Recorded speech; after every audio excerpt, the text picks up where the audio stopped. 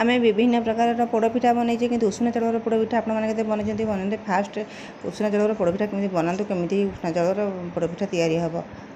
जय श्री कृष्ण नमस्कार। मो चाउल को 7 ରୁ 8 घंटा भर 250 ग्राम चाउल पानी रे भिजी जाइथिला 7 ରୁ 8 घंटा पर भिजी जाइए देखो भिजी जालापर आम कौन करिया ग्राइंडिंग जार नहीं जावा ग्राइंडिंग जार रे आम ताको देदेवा सब जाक चाउल को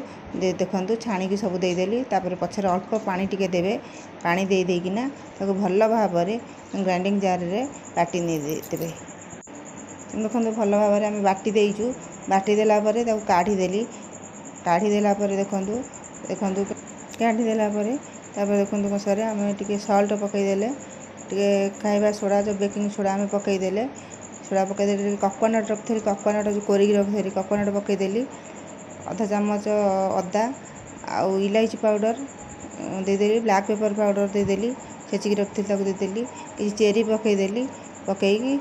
जिरजीरा टे गुड़ बा जिरजीरा टे पकईदेली ताको भल भाव में आम मिक्स करदे देखु 200 ग्राम पाखापाखि देची गुड़ देची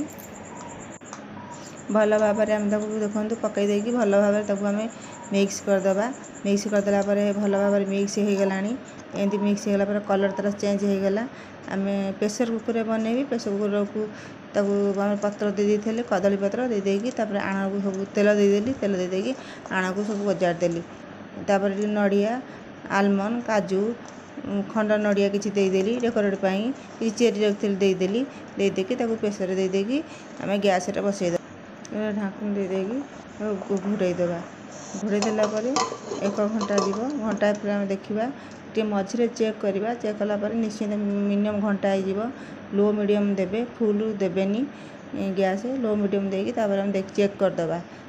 चेक करदेला देखो भल भाव सीझी काठी साइज देखिपारे चामच साइज देखिपारे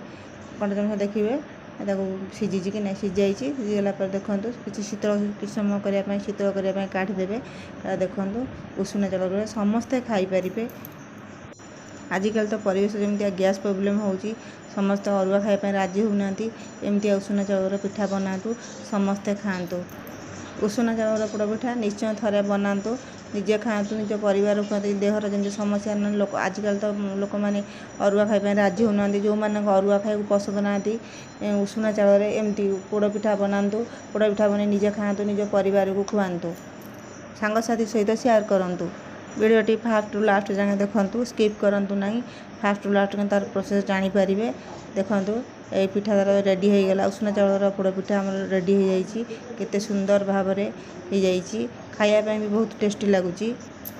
जदि वीडियोटी भल लगी था निश्चित लाइक शेयर सब्सक्राइब करूँ।